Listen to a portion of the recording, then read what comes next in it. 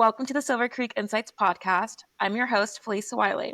Today we're joined by Joe Lutz, a seasoned tech leader and entrepreneur with deep experience in AI, big data, and cloud infrastructure. Data monetization, ad tech, martech, and fintech. Literally, if there's something out there that has to do with data and AI, Joe has probably done it. He's recently completed 5 years at Amazon, where he led AI business development for marketing, advertising, customer experience, and business units bridging AWS and Amazon ads. Prior to Amazon, he was a commercial founder and revenue leader at Beeswax, a leading enterprise advertising platform. His career also includes roles at Oracle, Q3 Across, and the NFL, where he managed various aspects of digital partnerships and media operations. In this episode, we're going to explore Joe's journey through the evolving landscape of data and AI, discuss the challenges and opportunities in data monetization, and gain insights into the future of AI-driven customer experiences. Joe, welcome to the show. Thank you for having me, and fantastic job nailing all those details. Well done.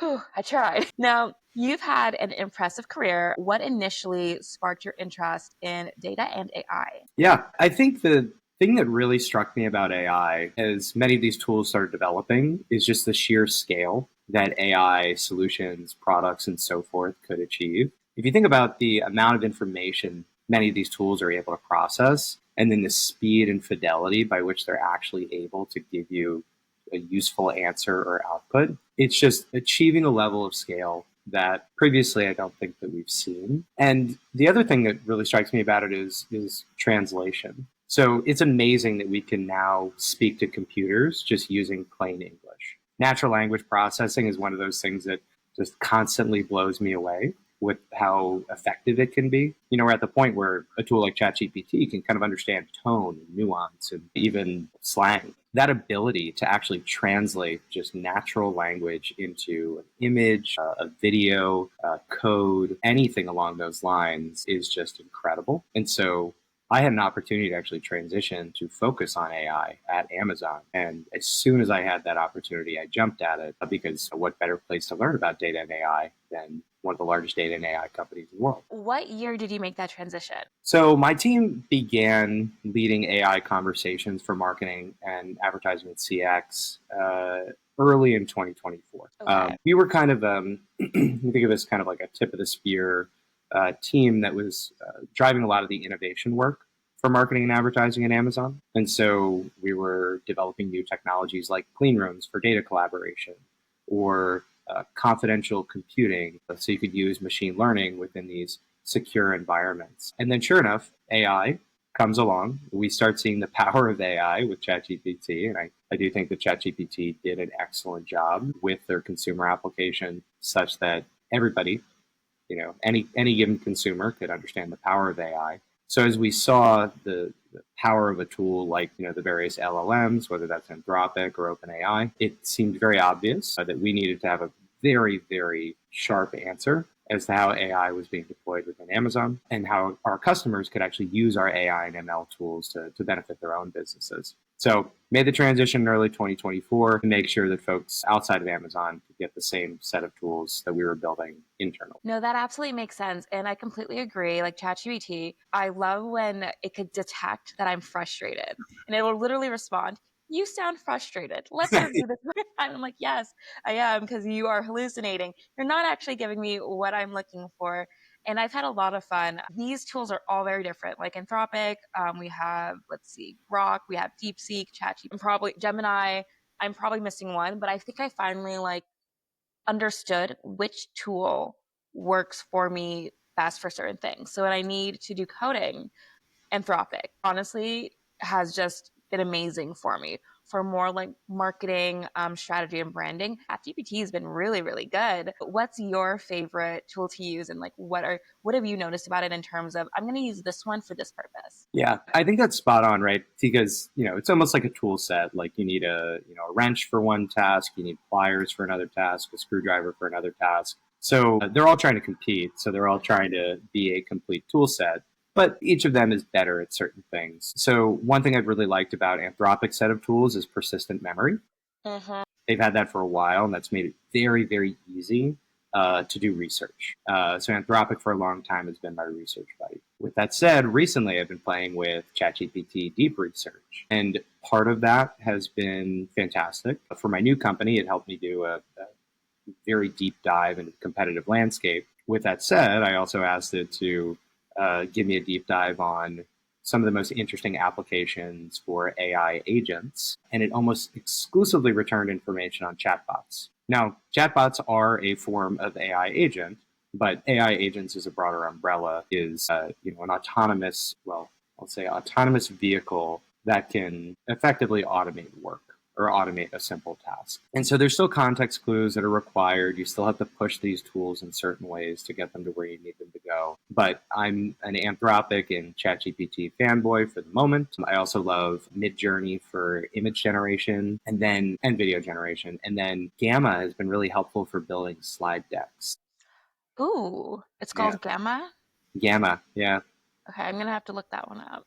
There's so many coming out. I can't keep up. How do you keep up with all of like the news and innovations? Because it happens. I feel like every 3 hours something new is popping up. Yeah, yeah. Well, I think that, and this is also, I think, a good practice for anybody as a founder. You have to create these structures in your life.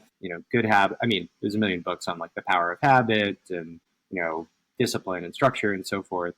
But if you can actually do things like, just as an example, before bed every night, I write down my to-do list for the next day. That to-do list is a game changer. It is so stress relieving because I just know what I need to get done the next day. And then going back to the original question, every morning I read a couple AI newsletters, and then throughout the day I'll idly scroll through X and Threads to read up on some of the latest releases. There are so many great accounts out there that are doing daily or weekly roll-ups of some of the biggest releases, and it's great. They'll tell me what Google's doing, what Amazon's doing, what Microsoft is doing, and 20 other companies, and they'll just highlight the big hits. And that's kind of the beauty of it, is that this is such a exciting, fast-moving time for AI, and there's so many folks that are effectively monetizing, just recapping what's going on in the AI world, that I can just outsource all that work, and smart people are going to roll that information up for me. And if I need to dive deeper on something, I can just go ask Claude or ChatGPT. And honestly, that actually reminds me of the advice one of my very first managers in tech ever taught me. She was a phenomenal woman. She was always on top of it every single moment. Like her memory recall was so impressive. Like I need to write everything down, or else I'm not gonna be able to tell you like what was just said. But she absolutely not. She could recall things from like that happened 10 years ago. And I remember just asking her like, how do you always know like what's going on right now? And she also said similarly, like she does a recap the night before of all the news, but she only reads the headlines. She does not actually read anything underneath it. She just reads like the first line of everything just to like get like a good overview of what's happening. And if she really cares about something, she'll dive a little deeper into it and do her own research. And she says she'll only spend 5 minutes on it. And if she can't learn it in 5 minutes, then for her job at that moment, it's not going to be like useful, because she needs to be able to like see what's going to benefit the company in her role right now. And so she's very like hyper focused on that. I think that's a good rule, right? And I think in particular, if you're in a functional role that you need to be great at, if you're finding that you're diving into something and it's not that interesting or it's really hard to understand, you have to question how relevant that is for the work that you need to get done on a day-to-day basis. Now, if you are pivoting functions, if you are starting a company, you do have to be if you're brand new to a company, you have to be a sponge. And Yeah. my advice to anybody that's ambitious in their career is be a little bit uncomfortable every day. If you're entirely comfortable, you're not pushing yourself. So if you make yourself a little bit uncomfortable, you know that you're growing and you know that you're on the right track. I like that. That might be like my one liner for this interview for you. Unless you hit me with another one later. So We'll see. so I'm curious, what was your first big break in the tech industry, and then how did it shape your trajectory? Yeah. So shout out to Arup Banerjee, who is the CEO of Windfall Data. We went to high school together. We went to college together. He was a few years older than me, and he has been a mentor since I was 18. He founded a company called Campus Destinations back in college. That was a informational data and software company for college students to help them buy textbooks, find restaurants locally, navigate college campuses, although Google Maps made that part of the business fairly irrelevant fairly quickly. But he brought me on as a corporate analyst and to manage the Duke campus when I was just a freshman at Duke. And as much as, I mean, Duke was a wonderful institution. I learned a ton from my coursework, but actually getting to practically apply what I knew and what I needed to learn was absolutely fantastic. And that's also advice I would give to almost any high school or college student is figure out a way to apply what you're learning as quickly as you possibly can, because that's the only way you're actually going to retain that information or really, really dive deep into a subject matter. So Roop gave me the break, gave me that tech bug. And I did, the classic things of like I had a consulting internship. I interned for the U.S. Senate Oversight and Investigations Committee, which Oh. was terrifying. I interviewed at interned at a real estate company, and inevitably I came to New York to work for the NFL. And I also had a wonderful experience at the NFL, but I wanted to move faster. And if I thought about how could I move as quickly as possible, the answer was always I had to be at a tech startup. So sure Mm-hmm. enough, I flipped over to 33 Across, which was my second big break in tech, where they took a chance on me, even though I didn't really know anything about, you know, programmatic advertising. But they gave me a shot. Things went well, and I've been on a good trajectory ever since. And you brought up two really amazing points that I kind of want to follow up on. The first is learning on the job. College is great. College is awesome. You have a great time. But I just personally, I don't think I've taken anything that I learned in college necessarily like in those classes and ever really applied it to any job that I've ever done. Like similarly to what you had to do, you learn while you're there, you're learning as you go, tech startups. I was doing three jobs in one. So I had to learn and I just Googled what I didn't know, but you also had a mentor who basically had faith in you. How important is mentorship to you at this moment? Like, do you still keep in contact with him? And how do you mentor others in this phase? Yeah. So we're definitely still in contact. He's given me a ton of advice as I stand up my own company right now. And I'm eternally grateful for all the guidance that he's given me over the course of the past 20 or so years. I think finding a mentor is great because as much as ChatGPT or Claude can be super useful in giving you answers and feedback, the reality is that a person that's actually done what you're talking about before and can share their experiences with you, I think is just a game changer. Not to mention, if you do right by that person and they believe in you, they will help you find other opportunities and introduce you to the right people and so forth. So I think finding a mentor is super, super useful. Additionally, I'll just say that applying what you're learning is Mm-hmm. so critical. I mean, I happen to be fascinated by human psychology. So I took a ton of psychology courses back in college and I absorbed those like a sponge because I just thought they were incredibly interesting. But if I think about, I'll give you an example. And this is an absurd one, but also hilarious. One of my friends who's now like a very, very successful VC, multi-time founder, he was my roommate back in college and he wanted to learn to code. And so he took this introduction to computer science class that was focused on learning basic coding and languages like Python and JavaScript and so forth. And his project for the semester, I guess not his official project, but his side project for the semester to really push him to get good at coding fast was actually a game that he created where I won't go into too many details, but he basically created a game to make fun of me. Oh. And oh yeah, yeah. Well, as you can imagine, nerdy frat guys constantly roasting each other. That's our love language. But he created this game just to roast me, and it was hysterical. And he was so happy to show it to me after learning to code for 3 months and developing this. And my reaction to him was, well, obviously you're obsessed with me. You just spent 3 months working on a game to roast me. So I'm very flattered by all this. But as much as that was a hilarious and absurd instance, it's actually something like that could help someone get really good at coding or get Yeah. really good at graphic design or get really good at using AI tools. Like if you just wanted to, I don't know, maybe you're an aspiring musician, right? And you're just going to really push yourself to put out a demo album. Well, if you wanted to get really, really good at music production, a good way to do it is give yourself a hard deadline for when you need to put that demo out. So give yourself a deadline, give yourself a goal, hold yourself accountable to it. One thing you can do is you can actually tell people ahead of time what you're doing. Like, I'm going to put Mhm. out an album by this date. Well, suddenly, if you don't put out an album by that date, you look like an asshole. So give yourself a goal, give yourself an endpoint, and then push yourself to actually meet that.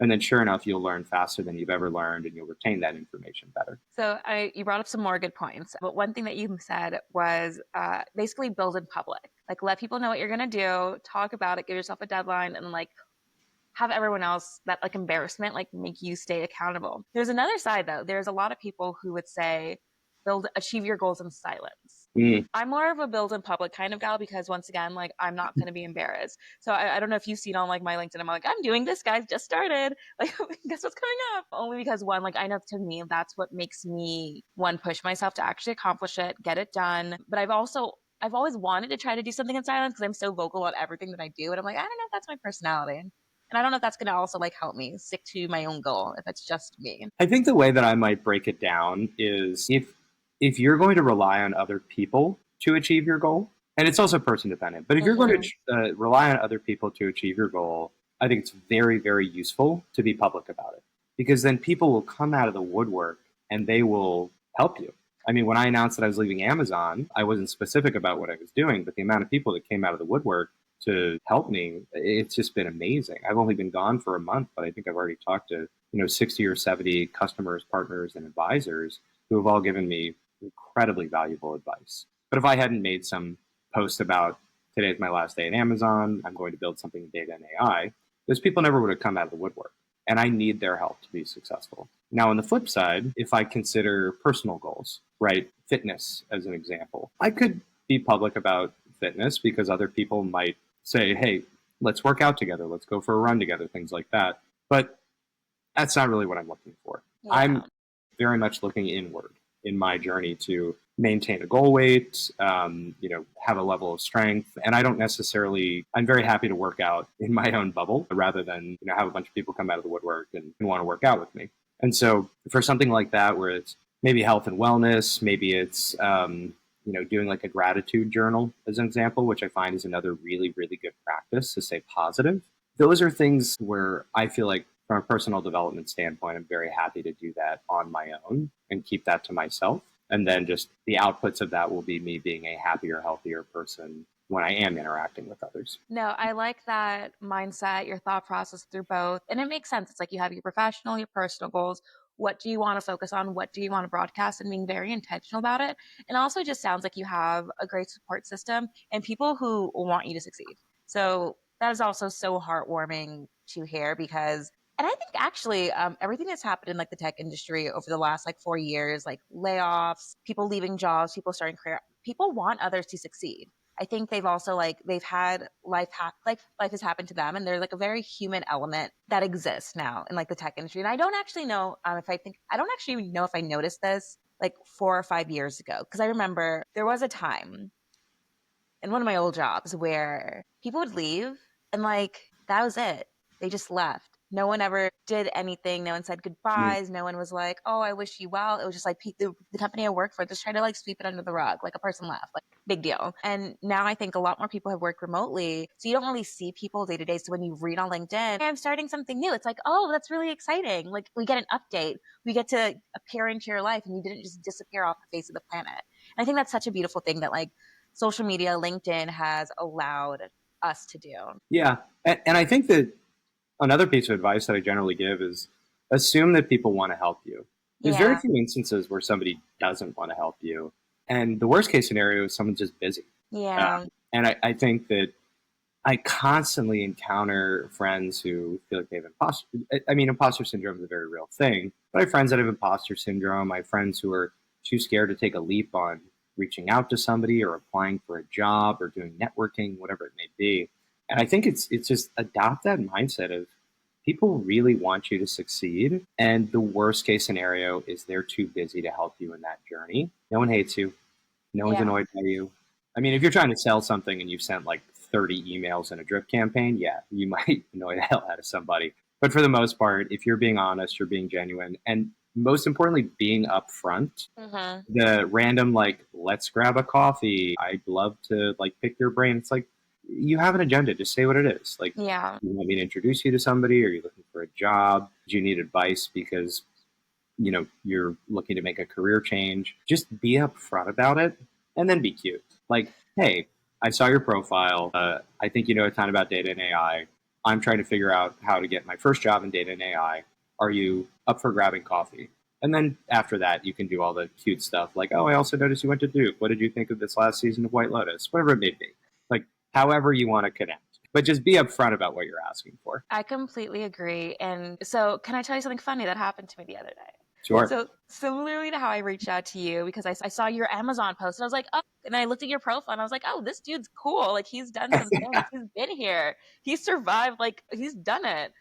So I reached out to you in the same way I found this other person. And I had an intro call with him and he was like, I thought you were AI or spam. And I'm like, no. And I've never been called like AI before. Did I come off as AI to you when I reached out? You did not come across as AI, but Okay, good. I googled around. I made sure you were a real person. But you seemed authentic. I But I tried. mean, also, I don't know if you've been following some of these stories with kind of deep fakes. Mm-hmm. There's a whole kind of network of North Korean entities that are breaking into crypto companies. Yes, I'm not an expert on this topic, but I mean, there's a lot of information going on around it. But just as an example, they'll actually interview for jobs I've heard about this. and they'll mask their appearance and voice using AI tools such that they can get access to certain individuals or certain companies. In many cases, they actually get hired.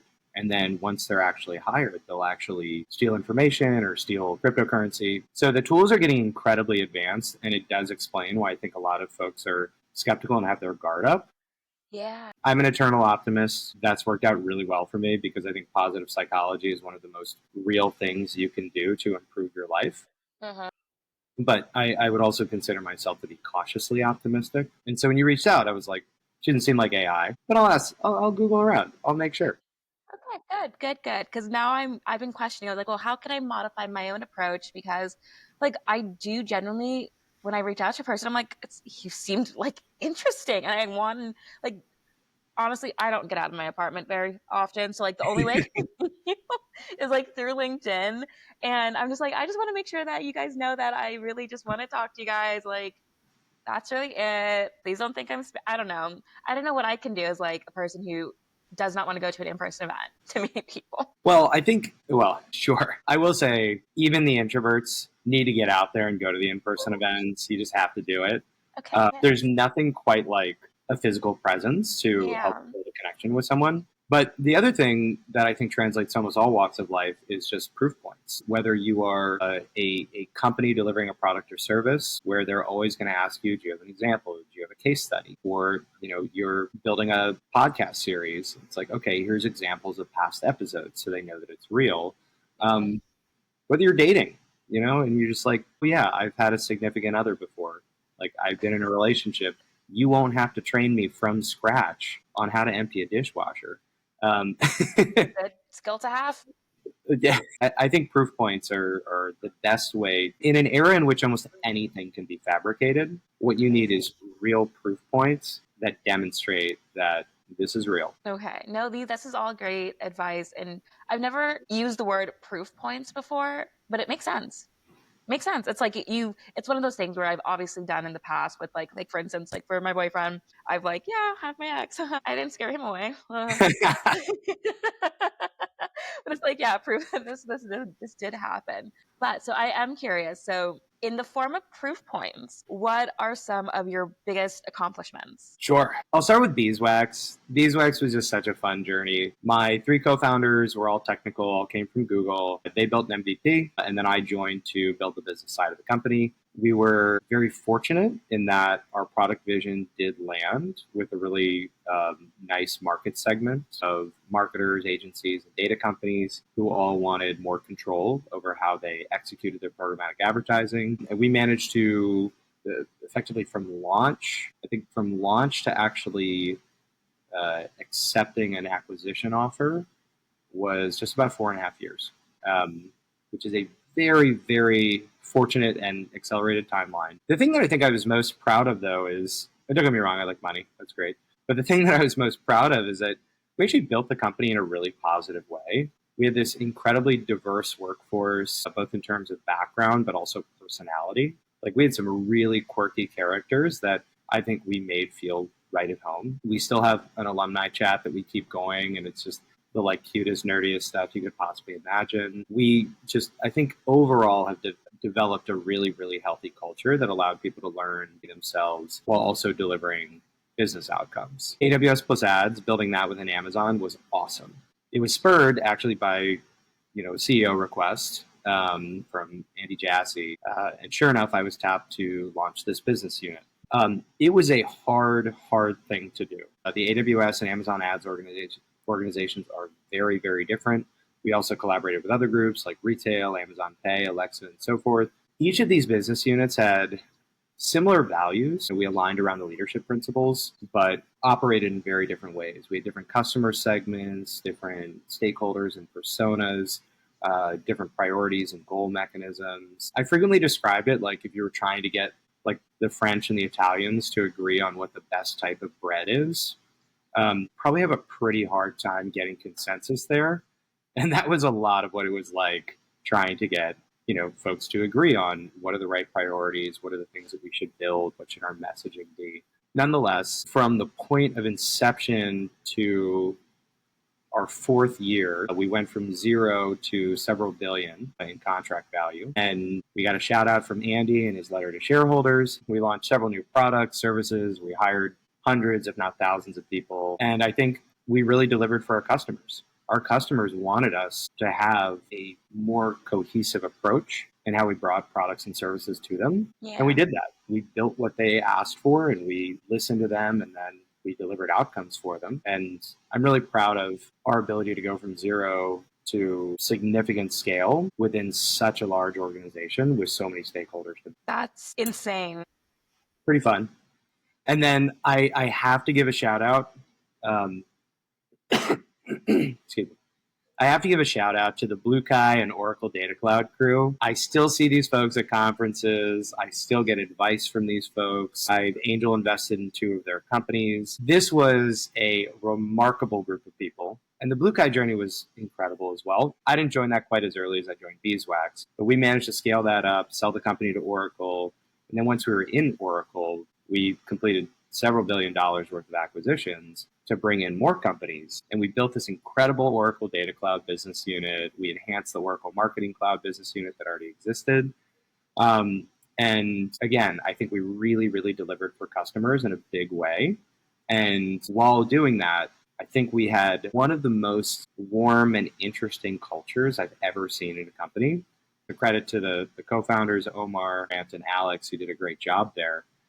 But we're still really, really close. And if I think about, and I'll translate this into just another tip, something else that I stole from somebody smarter than me.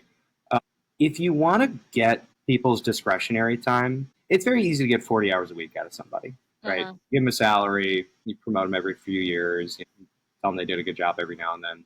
But if you really want to get the best work out of somebody and also get that discretionary time where they're actually putting in that extra energy and effort because they care about the company, they care about their colleagues, they're interested in the subject matter, it's all about culture. And if you create a great culture in which people are confident they can learn, they're confident that they're building the right relationships, they're confident that the company's going somewhere, you'll find yourself in a position where you are getting maximum output from your people, and they are very, very happy to do it. And if I think about every company I've been a part of that's actually had really good outcomes, it really has come down to get the right people with the right vision and motivation, building the right products for customers, then you land in a really good spot. I'm in complete agreement. You can really tell when the company that you work for actually care about you as a human and not just as a number. And it's such a beautiful thing to be around, inspiring people who genuinely care. Because I have been in companies where they do not care about you. And then I've had others where I'm like, that was the golden age. Like that was a good company culture. And you feel it. You know it like in your bones. But also, Joe, it sounds like if a company wants to start a new business unit and they want to actually make it successful, they just need to bring you in. I would never purport to be that talented, but that's 100% true. Yeah, absolutely spot on. And something that I just realized is I've actually worked with every single company that you've mentioned. Beeswax, AWS Ads, Bluekai, and I remember when Beeswax was acquired. Remember that location data company I brought up earlier? Indeed. Are you familiar with Factual and Foursquare? No way. Okay. Absolutely. Foursquare is one of our earliest customers. I remain grateful to that team to this day for giving us a shot. Wow. Okay. Yeah, I was with Factual from 2018 to 2020. That's when I was doing the multiple hats. I was a sales assistant. I worked for sales operations and I worked for the business intelligence team. And then they merged with Foursquare. I went over to the business intelligence team as a reporting analyst, and then I did data engineering from them. Got it. Okay. You know what? Actually, now I remember that's the other reason why I knew that you weren't AI is we had a ton of mutual connections on LinkedIn. Yeah. And that explains why. There we go. This Love is it. this is crazy. I love when worlds collide because I don't think I saw like beeswax and blue kai like on your docket. Maybe it's there like deep down, but it's so interesting because I was creating the behavior, like the location data behavioral profiles that we would sell to brands, and then we would integrate it into another DSP like beeswax or AWS ads or blue kai. So crazy how the worlds are merging. I'm happy about this though. Yeah. Yeah. I like it. So you announced your departure from Amazon and you've talked about starting something new. What's next? Me and my co-founders are solving the most common problem I've seen in my career over the course of the past 15 years, which is data fuels everything. Mhm. But very few companies actually have their data ready for AI applications, AI models, even just, applications that are using basic Boolean logic. It takes so much effort, so much energy to actually get that data ready. So we're building a data refinery for AI. Our solution is going to take data from the point of collection all the way to the point of being application or model ready. It's going to be very focused on consumer data sets. So we're going to power use cases like marketing, advertising, customer experience, and so forth. Okay. I have questions. Can I ask them? Get in there. Yeah. So you're saying data from the point of collection to production ready. So we're talking about ETL, we're talking about cleaning it up, we're talking about making those connections, and we're talking about are you also going to be doing like a data visualization at the end, or is it purely just raw data to clean up data? Yeah. So, and keep in mind, by the way, we're you know pre-revenue at this point, so No I'll just worries. only Sorry, let if you don't want to talk about it, we don't even have to. I'm just no, no, kidding. no. I love to talk about it. I just want to be very clear that right now we're deep in customer interview phases. We're not raising funds until Q3. We're not launching pilot customers until Q3. Our focus at this moment is let's make sure we really, really understand the problem, who we need to solve this problem for, and the best way to technically solve this problem. Now, the good news is, as I mentioned, a lot of folks have been very generous with their time and their advice to help us get very, very clear on what we need to do to make this solution as useful as possible. So there's a few things I'll call out. One is that a lot of these tools like metadata extraction, identity matching, vector embedding, a lot of these basic, what I call primitives, these basic tools, they already exist. We're not going to rebuild all that. Nobody needs another metadata extraction tool. What customers really need is they need automation, Mm-hmm. and AI agents are very, very good at automating these types of tasks. They can actually take that primitive and operate that primitive fairly independently as long as we give it structure and expected outputs and so forth. We could talk about this later, but another thing I'm very excited about is AI reasoning. So these reasoning models where the AI can actually kind of think and reflect on its own actions and figure out the best way to solve a specific problem rather than just take a prompt and give a response. We can go deeper on that. Well, we can go deeper on that now if you'd like. All I know is that this is going to be an amazing product. It's absolutely, customers can absolutely use this. And with your success rate, I have no doubt that it's going to work out. We'll see. I mean, knock We'll on see. wood. Let's hope I can continue my track record. But I think agentic automation is going to be really, really powerful in making our solution fast, cheap, and reliable. We're building it as a containerized application, so we can actually deploy it within a customer's own cloud environment. That way, it's very secure. They don't have to move or copy their data. We're building it with observability Okay. in the UX. So we want to make sure that customers have very, very clear visibility into what is actually happening in each one of these steps, from data discovery to data connectivity to data transformation and so forth. We are also getting very specific. We know that we want to focus on consumer data. We know that we want to focus on marketing, advertising, and customer experience. And so getting very prescriptive in the data schemas. So a customer can say to us, hey, I'm trying to solve a churn problem. Like I have this issue where I have too much customer churn. And actually one of my co-founders, my chief AI officer, he actually was dealing with a churn problem at his company. And part of the inspiration for what we're building is that he had already built the product at a very large enterprise to help them reduce churn. Now, without getting into too many specifics, we were inspired by the fact that that initiative was very successful for them, but the data preparation process took years. Actually overlaying the model and actually implementing the churn model was a matter of months, but the data preparation took years. So our vision is to build the solution as the data refinery such that we can reduce that 3-year cycle to 3 months, and we can get all sorts of companies in a position where they are AI ready. I mean, I'll note 85% of AI projects fail due to data readiness. And then 80% of time spent by data science and data engineering teams is spent on data prep rather than actual model or application development. So we want to be able to help not only the CMO suite solve their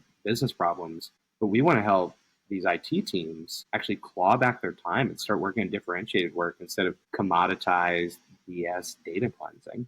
And we think that if we're able to help both of these stakeholders with their specific missions, we're going to find ourselves in a really healthy spot. No, you're right. You're absolutely right, because I'm just reflecting on my past positions from like data engineering and analytics engineering. Half the time it's just making sure that the data is ingested properly, it's cleaned up, it's transforming well, and like it's following all the rules. And it's so manual. Some of the work is so manual.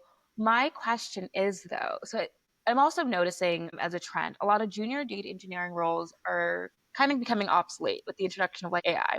Like, why teach a younger data engineer to do X, Y, and Z when you could just like plug it in to hand it off to like AI, and then you keep the senior engineers around to actually do like the high level ingestions if necessary. Where do you see, with your new tool in mind, where do you see the future of data engineers? Yeah.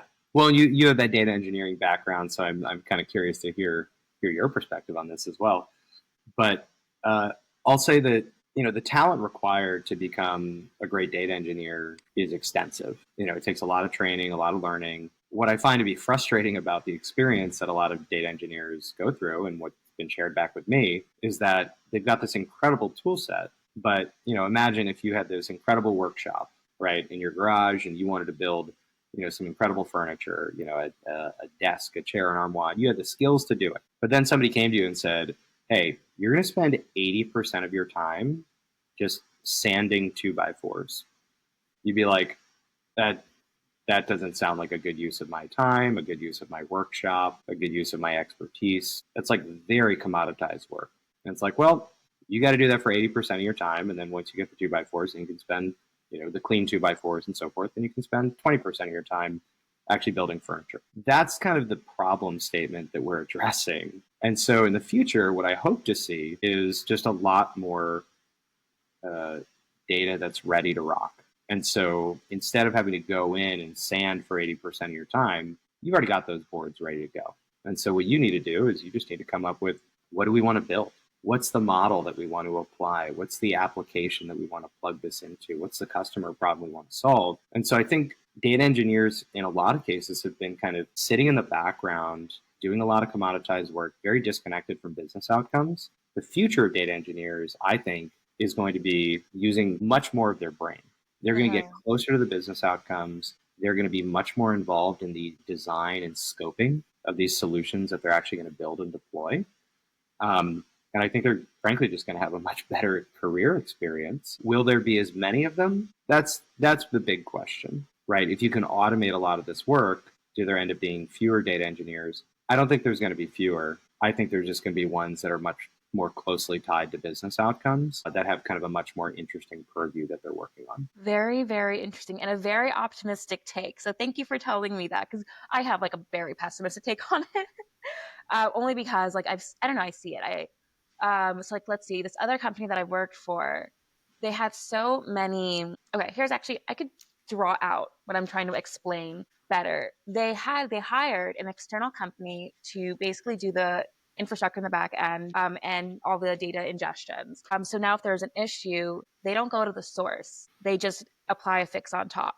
And then when there's an issue with that, another fix on top gets applied, and then another fix on top. So now we're like levels above from the initial code, and it's a very fragile. It's a very, very fragile, it's a very fragile like tech stack, because like if you make like another change, you could potentially impact like the downstream, because no one's actually changing like the source code or the actual root of the issue. So in terms of like that, it's there's also a lot of politics where they don't want to change the source, because like that's all been the way that they've always done things. So why change what is kind of already working, even though it's breaking literally every single day?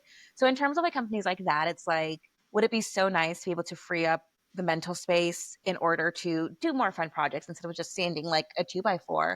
But it's also like, when do we find the time to actually look into the source code and like dig out all and extrapolate all of the details that we actually don't really know that much of, instead of just applying like band-aids on top of every single thing. So I feel like for a company such as that, they completely need to have someone head up a business unit to completely revamp that system. So it's like, for the companies like that, I'm just like, you guys just need to completely start fresh. Your system's breaking. It's so fragile. Start fresh, start new. But it's like, who's going to start? Who's going to create? Who's going to do that? You know? And I just see a lot of companies like applying band-aids, which is why I also was in agreement when you said earlier that you need to get a handle on your own data first before you start applying like these AI models on top of it, and just focus on like the core root of the issues instead of jumping on the trends. AI can be so useful in so many different ways, but if your data and the infrastructure behind it is not reliable, you can't use that. You need to get a handle on this. In terms of the future of data engineers, I like where your mind's heading. And I think for newer companies where the data is fresh, they're just getting started, and they actually intentionally create the back end, the data warehousing in a very intentional manner, with a lot of a lot of foresight. So the ability to think about the ahead of the future and plan for that is such a great skill that I think a lot of junior engineers, we don't really have, because we haven't been around for that long. And I'm saying we because I think with about like 4 to 5 years, I'm still a junior. And for us, the people in my bucket right now, mentorship is so important. Like the ability to learn and grow from like a senior engineer is amazing.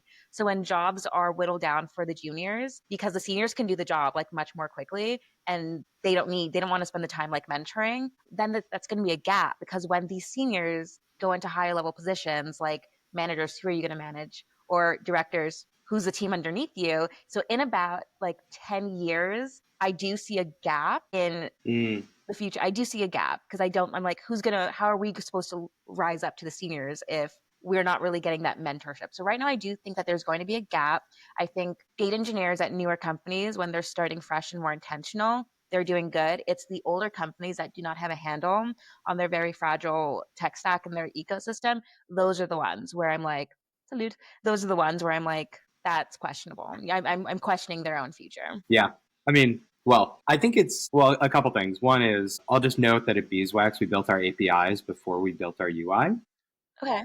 And I think that was an incredible way for us to stack the technology. And I would encourage, as folks build, to think about how you stack from the start, so you can avoid really significant technical debt. I've seen really significant technical debt at other companies. And frankly, if there were a company that could help companies identify and resolve their technical debt, I would fund that in a second. But to your point, I mean, I think that what we're probably going to end up seeing in the not too distant future is less specialized engineers. And so that's where maybe the solve is for this is there's going to be a lot of less adaptable, more senior engineers of any variety that are thinking like, yeah, I'm a data engineer. This is what I do. This is what I've done. And I'm just going to keep doing that.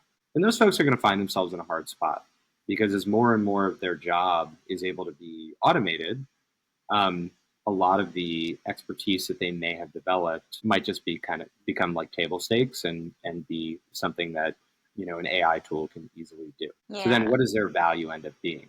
The only way to maintain that value over time, from my perspective, is to develop breadth. So, okay, you were a data engineer yesterday, but now you can do that data engineering job in a fraction of the time, probably using data links. It's the name of the company. So, you can do that in a fraction of the time. So what else are you going to do now? Okay, well, maybe you're going to use a tool to actually integrate data into AI models, right? Maybe you're going to use an AI tool to actually develop visualization or observability tools. All of those things are valuable. They're adjacent and should be within the skill set of somebody that, has an engineering background and can have a good learning curve on AI tools. So maintaining the same kind of siloed mindset and kind of narrow specificity, I think will be challenging as a lot of this work gets commoditized.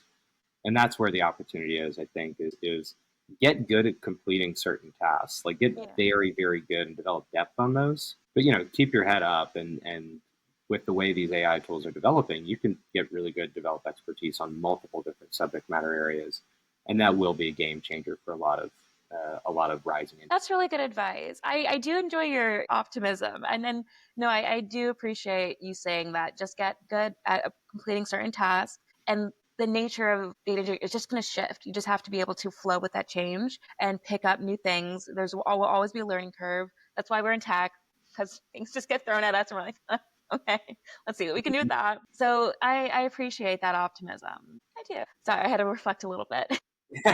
Sure. So you've spent years leading AI and data driven initiatives. What were the biggest shifts that you've seen in how businesses approach AI and data monetization?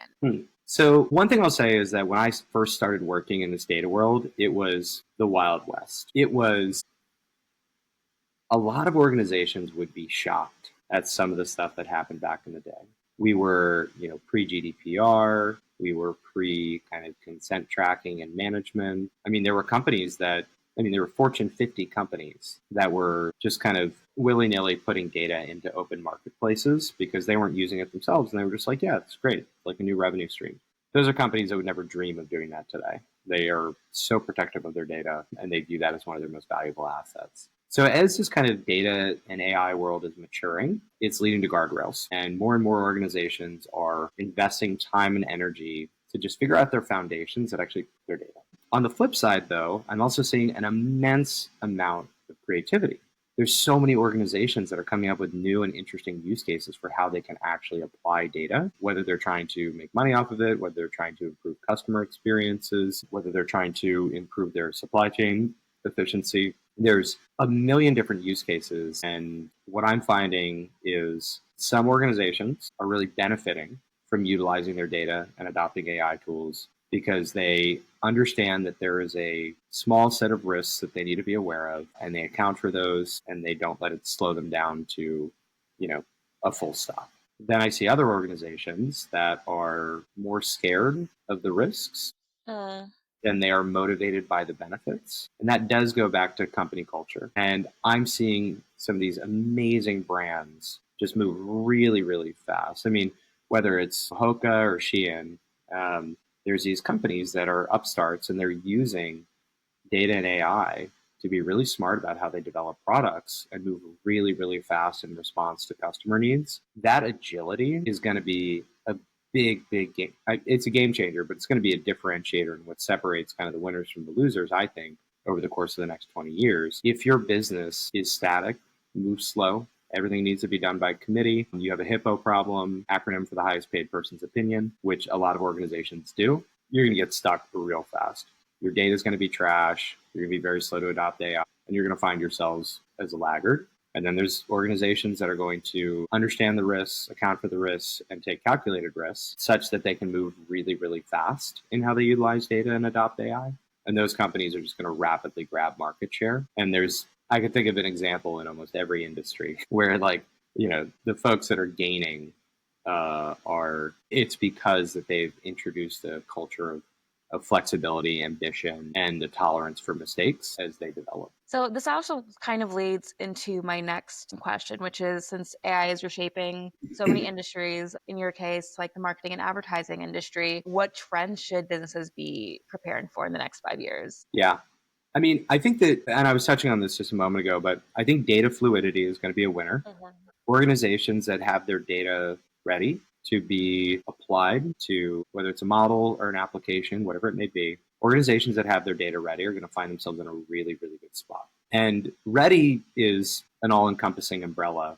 But you can imagine, you're a Fortune 50 company and you have multiple different business lines within your company. Well, if you're a wireless provider, as an example, and you have a wireless operation and then you have a home internet operation, if you're not joining those customer profiles such that you can give the customer the experiences they're seeking, you're making a very, very big mistake. And that level of data flexibility and fluidity is critical. But at the same time, if you think about, okay, how do you understand when a customer is frustrated with a customer experience? So say you call into a support line for your bank, right? And you have a really frustrating customer support experience. You give it a 2 out of 5 because they couldn't help you solve your problem and you're just really kind of annoyed. And then you get an email from them asking, hey, you've been a customer for like 10 years. Like, why don't you add this big product to your portfolio? Well, I might say, I don't even know if I want to be a customer anymore. I just had this horrible experience. And now you're sending me a marketing email asking me to buy some new product that I don't even need. That's an example of where bad data fluidity is really going to put you in a tough spot. And your customers are going to be frustrated by it.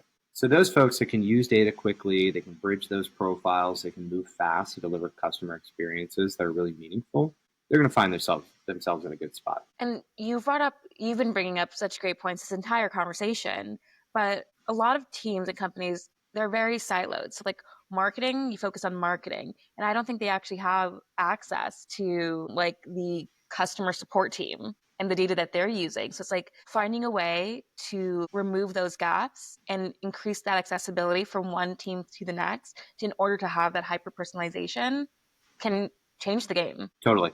Yeah. So. I'm actually seeing that. Well, it's interesting, right? Because as much as these are technology problems, they're also people problems. Yeah.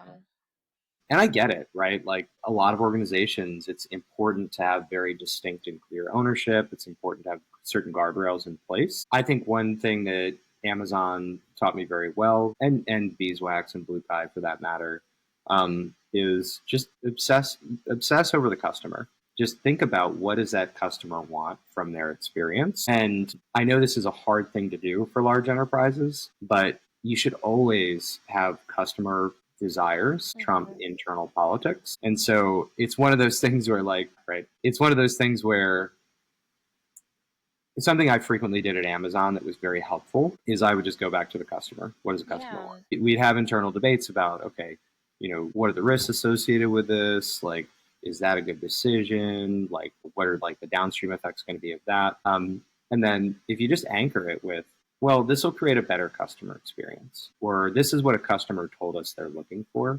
If you can anchor back to that, you'll often find yourself in a pretty good spot. A big part of my job has been therapy. I would go into large enterprises and bridging Amazon ads and AWS, right? Again, like two very different mindsets and languages. I would go in and talk to the marketing teams and the IT teams. They would have very similar differences in operating model that we had between AWS and ads. And they would, we'd have to get them on the same page. And in many cases, I was just doing kind of couples counseling to help them figure out how to communicate, how to solve a problem together, how to actually get to a really great customer experience where both of them can share in being winners in that delivery or that outcome. Which is another reason why it's like customer first, human first. And then you can have all the technological like innovations and back end work align with that. But you have to have the humans. So it's so funny because a lot of our conversation has been about like AI, but in order to even get to the point where AI is impacting when it comes to like revenue, customer experience, X, Y, and Z, you need to have the human there. What are some of the overhyped AI trends versus ones that are truly game changing? That is a great question. Can I talk about what's underhyped? Yes. Well, sorry. You know what? Okay, I'll start with overhyped. There is the overhype, I think, is there's a million wrappers around LLMs that keep popping up. And these companies try and pretend like they're building something that's really novel, but it's just some augmentation framework around ChatGPT or Claude. I think that it's important for investors, for enterprises, for consumers to really kind of like dig in and understand what's going on under the hood, especially before you make any significant investment. For consumer applications, it's pretty easy. Like if it works, it works. Like great. For investors and enterprises, you got to kind of dig under there and understand like, okay, what's actually happening? I've always fortunately been a part of businesses that operated very transparently, and we were always very clear about this is how the technology works. Like here's API documentation. Like, here's like uh, open frame for them to see what was going on. So the overhype, I think, is a lot of these tools that pretend to be game changers, but they're just wrappers. The underhype is, and I mentioned this earlier, but these reasoning models. So traditional LLMs, you put a prompt in, you get a response, and that's great, right? Like that can be very effective if you're trying to figure out where to go to dinner or what a good itinerary is for your vacation. But if we think about solving an actual problem, so I'll go back to the example I mentioned of I was trying to understand what does a competitive landscape look like for data preparation. That's something where by going into ChatGPT Deep Research, I was able to, it asked me follow-up questions. It showed me transparently its logic as it was like genuinely thinking much like a human would. And it was incredible. It wasn't responding to, I mean, sure, yes, I started it with a prompt, but I didn't have to continue to prompt it, continue to Yeah. make it. It actually could reflect on its own actions and come up with a range of different um, uh, self reflections to continue working towards the goal. Now, what that tells me is one, these tools are going to get really, really good because if you could just, I'll go back to programmatic advertising, but if you could just tell an AI, hey, I just need you to acquire customers at a $40 cost per acquisition, that AI could ostensibly just explore every possible path, every possible vector, and come up with an answer as to this is how I can get you to that goal. And that's super, super powerful and super, super impressive. But it also gets us closer to AGI, where if it actually is reflecting on its own actions, if it can take a step back in the same way a human would and say, wait, is this the right path that I'm going down? We're not far off from the point of getting to AGI. A little terrifying, but also exciting. I mean, if we think about, I mean, it begs the question of constitutional AI, like how do we actually put guardrails on it? How do we make sure that there's kind of ethical frameworks? One thing that I frequently reflect on is that humans over thousands of years have developed certain tendencies. So, like humans gravitate towards civilization, as an example. Humans gravitate towards picking a partner, as an example. Like these are things that we learn to do over tens of thousands of years of evolution. Reciprocity is a really interesting example of a human behavior that's baked into how we operate. So, if humans kind of have a natural baked in element of reciprocity, empathy, bond forming, and so forth, guilt, these are all human emotions that have developed over time because they're useful. Will AI develop those? And that's the big question when it comes to AGI is if AGI is purely goal seeking and it has some MO that it operates under that is its kind of prime directive, for lack of a better term, if that AGI or those reasoning models don't actually develop some of those human characteristics, that's when things start to get a little bit more scary. But that's why in how we develop these AI tools, we have to be fairly responsible about it, such that we make sure that, uh, well, we don't end up with a Terminator doomsday. This is reminding me of Alan Turner. I think it's the Turing test. Mm-hmm. Didn't a computer trick another computer into believing it was a human already? Yes, that did happen. I think relatively recently. But I think it was they were just emulating emotions and like be pretending to be a human. So it's like when it actually does have empathy. One, how will we know that it's just not pretending? We probably won't. Goodness. Joan, you have given me so much food for thought. And I know there's so many questions that we did not get to, but we are at time. And I really do appreciate the time, your thoughts, your opinions, just the wealth of knowledge that you so obviously have. And I'm so happy that you mentioned you bring in the psychology side of things because that just means like human first. And I appreciate your thoughts so much. So thank you so much for joining me on this podcast today. Thank you so much for having me. I love the discussion.